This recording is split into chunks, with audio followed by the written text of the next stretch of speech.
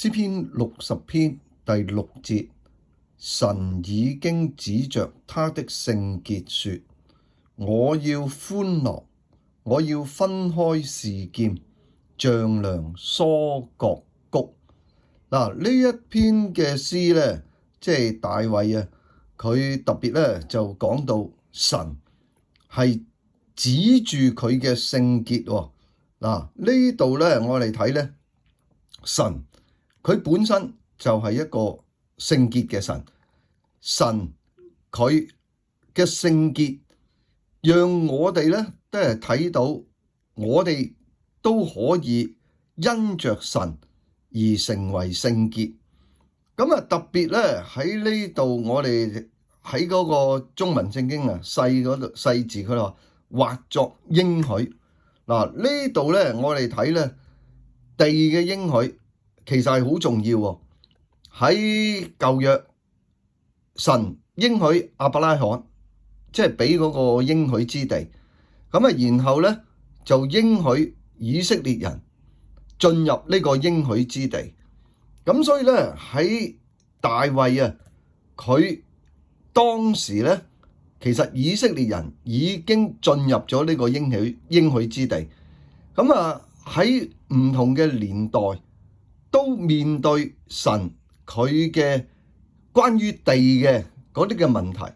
嗱，呢度咧就話啦，我要歡樂，我要分開示劍，丈量疏割谷。嗱，特別咧喺呢度咧，即係大衛啊，佢帶出嗰個嘅歡樂，係一種嘅開心嚇，一種嘅快樂嘅一種情緒嘅反應。咁其實呢度所指到我要歡樂咧，唔係大衛自己歡樂喎，其實係神佢要歡樂喎，因為咧上邊嗰度佢話神已經指着他的聖潔說，所以呢度咧係神佢講嘢，而神自己表達出咧佢就要歡樂。咁啊喺呢度其實我哋睇到咧，神佢作為創造萬有嘅主，佢本身就可以係即係歡樂，佢唔需要因着某啲嘅事情，而跟住咧佢呢度就話啦，我要分開示劍，就係一個嘅地方啦。嗱，示劍咧就係以色列人佢哋咧即係示劍亦都係個人名嚟嘅，即係雅各佢嘅女兒就被示劍咧嚟到去即係侮辱咗咧。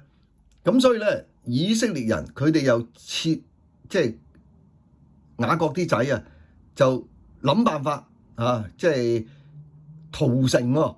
咁所以咧呢個示劍咧就係一個即係地方咧有咁嘅歷史。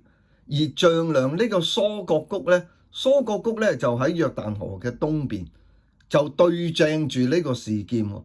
咁所以咧喺呢度咧，即係好似係神將呢啲嘅地去分開。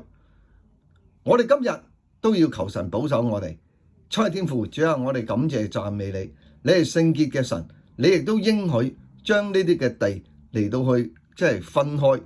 主啊，我哋今日因着基督，我哋能夠得着天國嘅應許，感謝讚美你，祈禱奉主名求，阿門。